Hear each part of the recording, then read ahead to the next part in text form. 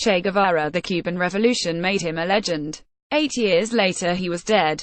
But before he was shot dead in Bolivia on October 9, 1967, Che Guevara had already imprinted himself on the psyche of millions of youngsters the world over. His was the face that launched 1,000 revolutions.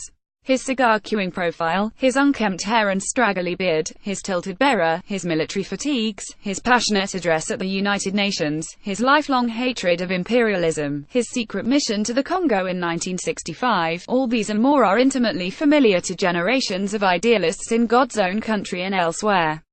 Che was an Argentine doctor who discovered a far nobler profession, that of the eternal search for justice, equality, and freedom. Revolution was his export commodity, and guerrilla warfare his chosen methodology. Guided by the noble goal of redeeming an entire continent, Che effectively transcended nationality. Rejecting power and privilege, he wholeheartedly embraced the hard life.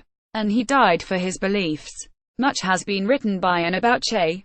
Was he a cold-blooded killing machine, as his detractors in the West insisted, of the most complete human being of our era, as Jean Paul Sartre said? Did he persuade Russia to park nuclear warheads on Cuban soil? Did Che Guevara and Fidel Castro bring the world to the brink of World War III? The Motorcycle Diaries gives us the first glimpse of Che's daredevil spirit and his penchant for adventure. But nothing in the book prepares the reader for the grand metamorphosis that created the world's best-known guerrilla fighter. Reminiscences of the Cuban Revolutionary War, one of Che's masterpieces, was penned in 1963. Talking of his first days on Cuban soil, when all but 15 of the 82 guerrillas who had made the perilous sea crossing from Mexico had already been killed in combat, he wrote, "I immediately began to think of the best way to die, since in that minute all seemed lost.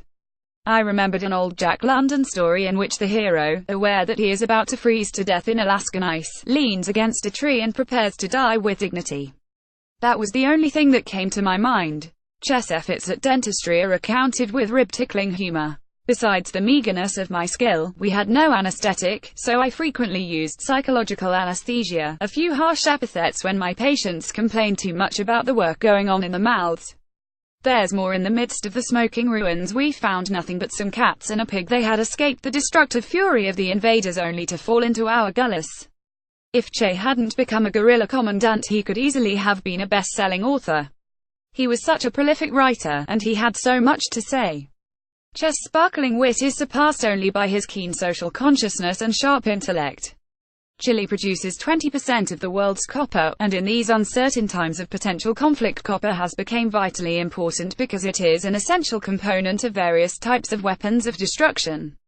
He adds tongue-in-cheek, "The biggest effort Chile should make is to shake its uncomfortable Yankee friend from its back." A chronic asthmatic from early childhood, Ernesto Guevara de la Serna had to decide whether to be a victim or a survivor. He decided he would overcome. He practiced sports, swimming and riding.